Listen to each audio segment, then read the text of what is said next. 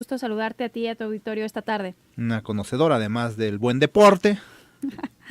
Ahorita estamos platicando de otros temas aquí fuera del aire, pero yo quisiera preguntarle desde la academia cómo han visto este proceso, lo que llevamos al momento y sobre todo en el área que a usted le corresponde. Pues mira, es un proceso muy interesante, un gran primer reto que tenemos en esta jornada electoral.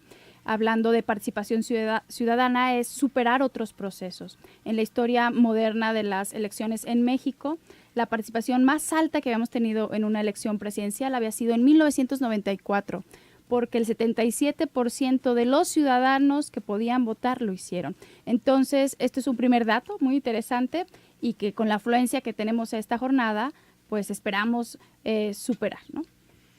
Por lo que ustedes han visto, lo que han podido monitorear durante el transcurso del día, ¿sí vamos para poder superar esta participación o han visto más una participación más baja que en años anteriores? Pues a mí me parece que desde la propia experiencia, quienes ya fuimos a votar, si uno sale a las calles y va observando ahí las casillas, pues sí se ve esa gran afluencia. Además, este proceso electoral pues tenía otras particularidades a diferencia de otros procesos, ¿no? Otra clara diferencia es que ahora no era muy identificable claramente que todos los ciudadanos se pudieran inclinar o se puedan inclinar hacia un voto pensando en los partidos, todos por ese mismo partido. Entonces esto es muy rico, esto también alimenta la participación de la gente, de los jóvenes. Históricamente los jóvenes tienen una participación alta cuando es la primera vez que salen a votar, pero después algo pasa que los datos nos decían que esta participación disminuye y que el sector más alto de participación era entre gente que había superado los 30 años, ¿no? Entonces, ojalá que este proceso electoral nos arroje datos de que esta historia se cambió y que no solo los jóvenes que salieron a votar por primera vez, sino que jóvenes que ya habían votado en otra elección anterior van muy entusiasmados a vivir la democracia. Y que fue un sector al que precisamente se enfocó mucho el tema de algunos candidatos, sobre todo a lo que es la presidencia de la República. Había cierto temor que pudiera ocurrir situaciones como las que se vieron en Gran Bretaña con el Brexit o en Estados Unidos con Donald Trump, el que este sector, que al final es el que normalmente está más deseoso de un cambio o que tiene mucho más ganas de que ciertas cosas pudieran perderse o temor de que pudiera perderse, porque ellos, bueno, hay que decir, los jóvenes han vivido una cosa muy diferente a los que tenemos 40 años o a los que tienen 50 o a los que tienen 60. ¿Ustedes temían en algún momento desde la academia a los análisis que se ha hecho que pudiera ocurrir un fenómeno de este sentido, que los jóvenes decidían al final mejor no salir a votar y dejaran la elección nuevamente en quienes tienen una experiencia ya en temas electorales?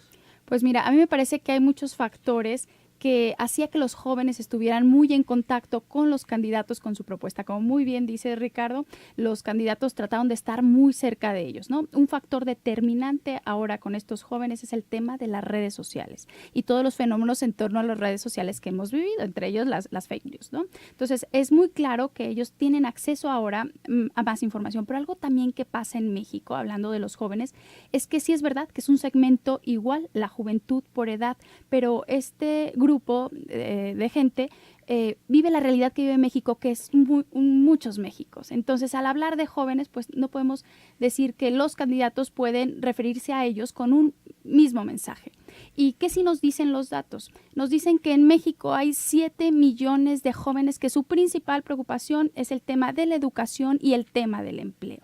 Esto es un dato muy preocupante porque estos jóvenes viven en una situación de pobreza. Entonces, a ellos hay que irles a decir un mensaje de cómo se les va a resolver este problema primario que tienen. Y hay otros jóvenes que viven otras realidades. Entonces, a mí me parece que esto representa un reto para los candidatos y también un reto en la acción de gobierno para lograr no solo ser empáticos, ¿no? Que puede parecer esto un tema de campañas, llegar y conseguir el voto, sino para que en las acciones de gobierno efectivamente se atienda a las necesidades de este sector. Y yo espero que los resultados y los datos y que después se pueda decir que efectivamente cambiaron la historia porque salieron a votar libremente. ¿Sí respondieron los candidatos? ¿Ustedes creen que respondieron los candidatos a este México variado de jóvenes en las diferentes regiones, o ahí quedaron a deber quienes llevaron campaña, no solamente a nivel federal, sino también a nivel estatal y municipal? Mira, a mí, esto es una opinión muy personal, a mí me parece que sí le quedan a deber a estos jóvenes, ¿no? Hubo muchas agendas.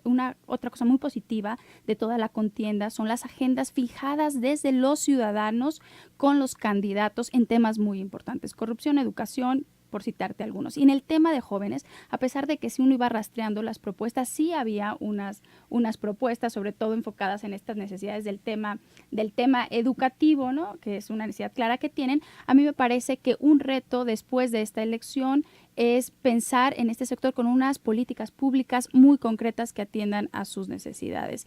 Y gane quien gane, lo más importante es que se pueda convertir la agenda de gobierno en una agenda para todos, incluyendo a estos jóvenes. Al final, en un balance de ustedes desde la academia, ¿cómo consideran que fue este proceso electoral atípico? Porque desde el punto de vista, por ejemplo, de informativo, mediático, fue un proceso que podríamos llamar medio gris. A diferencia de anteriores procesos electorales, pareciera que algunos tiraron la toalla desde muy temprano, ya estaban más bien cumpliendo con, como se dice, con que se acabara el tiempo y ahí en ese sentido se veían pocas opciones para quienes realmente podían ir a votar. Es más, hay gente que todavía considera que ya no es necesario salir a votar porque pues ya estaba prácticamente todo definido. Yo creo que sí fue un proceso sui generis, ¿no? Y si uno lo piensa en el Estado y contrasta lo que está pasando en el Estado con lo que está pasando a nivel federal, pues de entrada el fenómeno de las coaliciones hizo que el proceso fuera singular, ¿no? Y confuso incluso para quienes no estaban muy inmersos en estos temas, porque veía uno quiénes eran los candidatos para la presidencia y cómo eran esas coaliciones, y volteaba uno al Estado y se encontraba uno con otra realidad totalmente distinta. A mí me parece que también en este contrastar lo federal y lo local, coincido con lo que tú dices, pensándolo a nivel local, que será porque había unas claras tendencias, ¿no? Unas preferencias. Me parece que a nivel local también nos encontramos con candidatos que estaban ahí ocupando un asiento y que le quedaron a deber a la ciudadanía, pensando que a lo mejor si las preferencias electorales no les favorecían y ellos saben que no les van a favorecer, ese lugar, y la democracia te dice que ese lugar que está ocupando ahí, esa minoría, es muy importante desde el tema de fijar una agenda. O sea, y me parece que en esto sí quedan un poco a deber, y lo importante es cómo después, cuando se sepa quién va a ganar, y que no solo se sabe por los prontos resultados que podamos tener, sino jurídicamente hablando, cuando se cierra todo ese proceso, se dan las constancias de mayoría.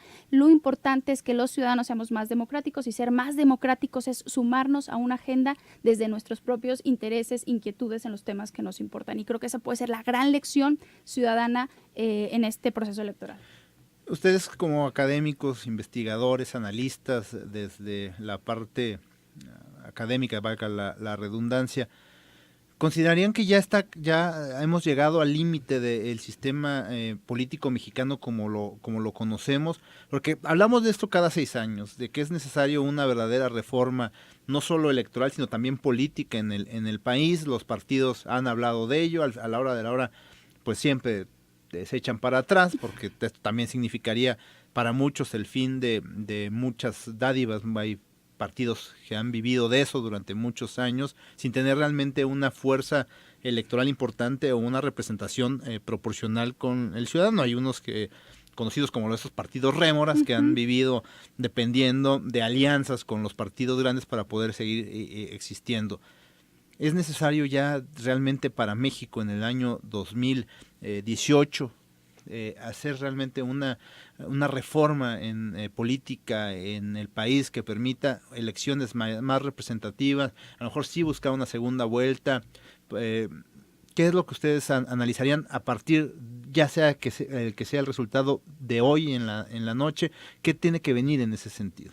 Pues a mí me parece que siempre cuando se cierran los procesos hay que pensar con la cabeza muy fría, ver cuáles son en los temas democráticos, cuáles son los aciertos y cuáles son esos retos o desaciertos, porque también hay muchos desaciertos. Entonces, yo creo que México ha avanzado, fruto de muchas reformas en materia jurídica, en el tema de consolidar instituciones democráticas que pueden darnos certeza de los resultados. Y esto hay que decirlo muy claramente. Hoy en México podemos decir que el INE se ha construido como una institución sólida y con muchos ciudadanos detrás, más de 1 millón de ciudadanos que están ahora ejerciendo un trabajo ciudadano. Y esto va muy bien. Pero hay otros retos, como tú bien lo señalas, y sin duda el tema, a mí me parece que tenemos que pensar claramente. Uno es el tema de los partidos políticos, del dinero que reciben esos partidos políticos y de la transparencia en el ejercicio de ese dinero, por citar algunos. Tú has mencionado otro con el que coincido absolutamente, que tenemos que pensar seriamente en el tema de la segunda vuelta. ¿Por qué?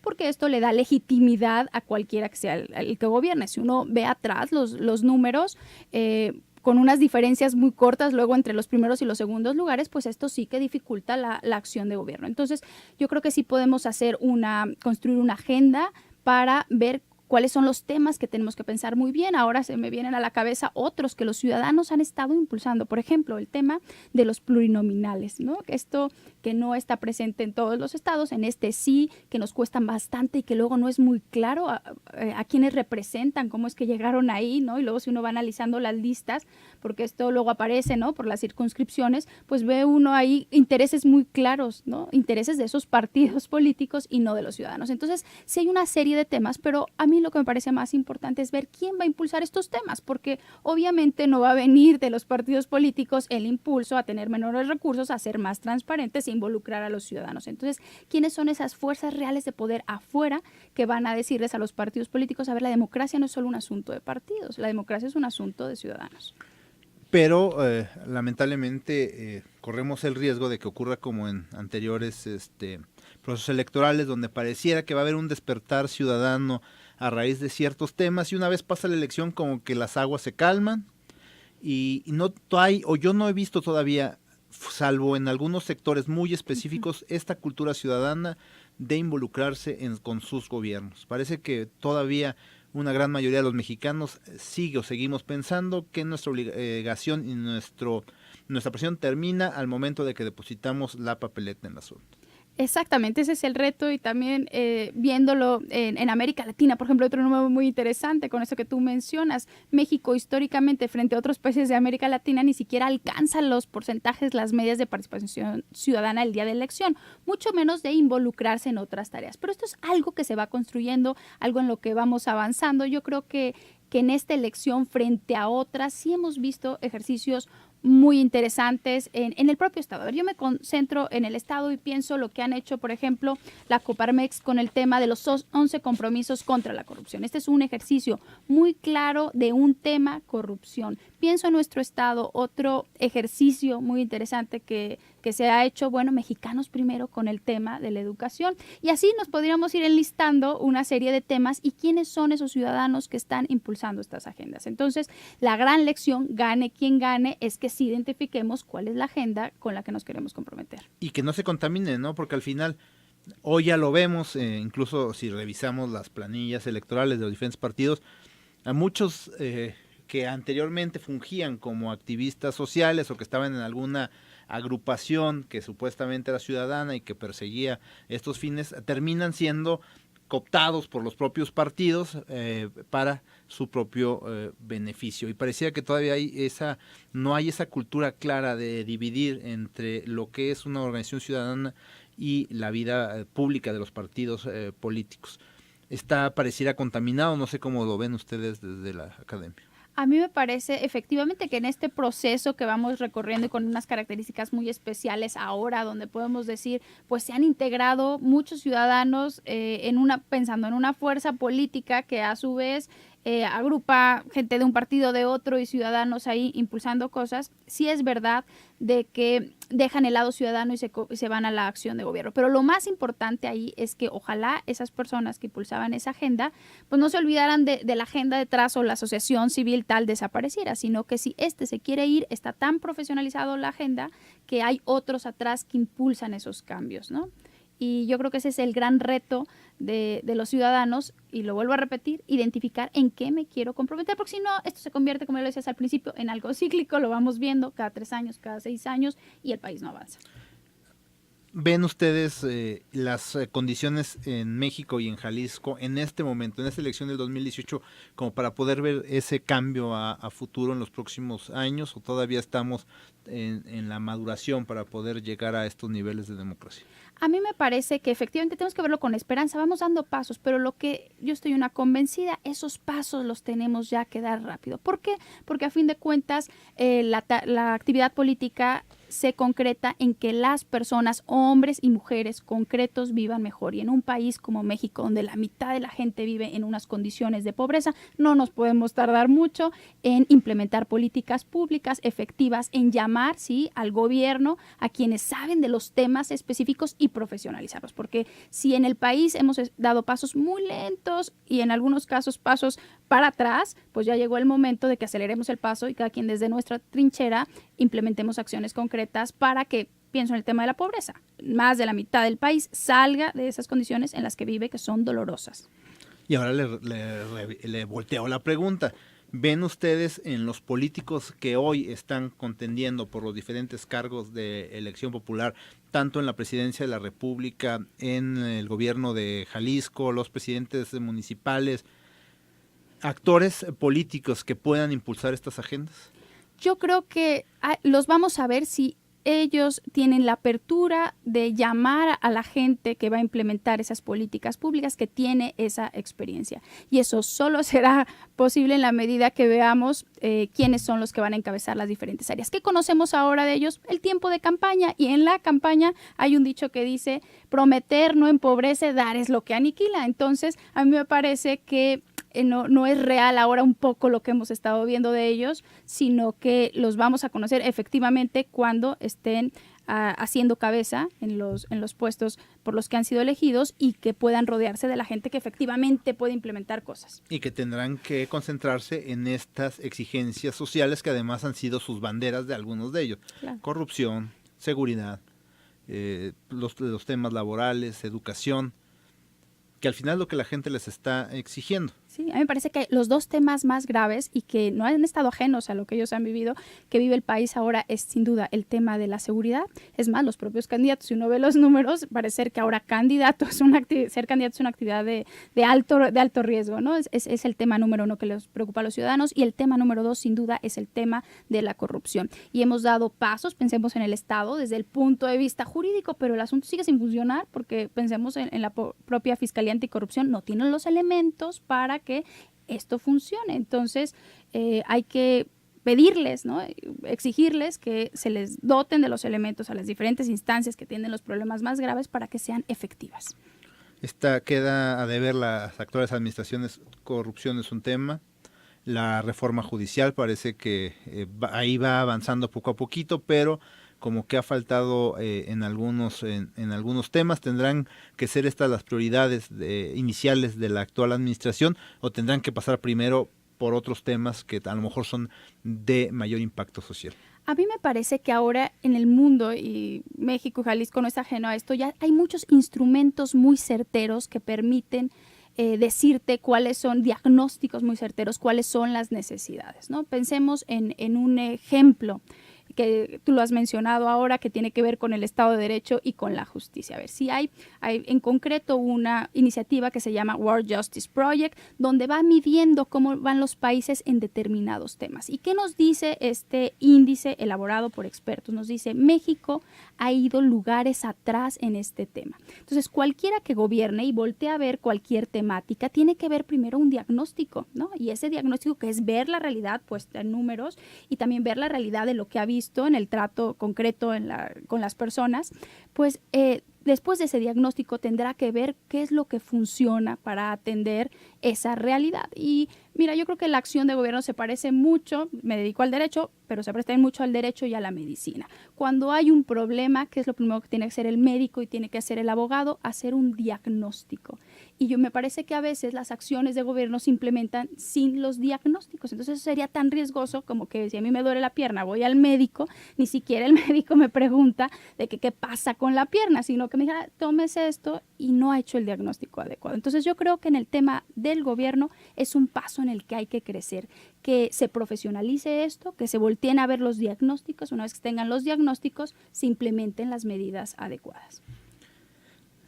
A la maestra Yurixi Gallardo, académica de la Universidad Panamericana, le agradezco muchísimo estos minutos que nos ha concedido para esta plática, y estaremos platicando más adelante a ver si todo esto de lo que hemos hablado al final se puede implementar, se pueden hacer estas gestiones, porque además sabemos que los gobiernos, aunque son de 6 años, pues básicamente lo que no pueden hacer en sus 2 primeros años luego se les complica mucho. Sin duda, hay que estar siguiendo a detalle lo que ellos van implementando, y agradezco mucho tu tiempo y esta oportunidad de platicar contigo y con tu auditorio. No, a usted, porque además es domingo, y han estado ustedes también desde la academia muy activos en esta jornada electoral. Sí, pero a todos nos importa México, entonces bien vale la pena. Muchas gracias. Nosotros vamos a un corte y regresamos con más aquí en esta transmisión especial que estamos realizando a través de Grupo Promomedios, Zona 3 Noticias 91.5 de FM y Radio Mujer 1040 de AM. Zona 3, evolución paso por paso. Somos la estación del reporte vial. Zona 3, un paso adelante, en el 91.5 FM.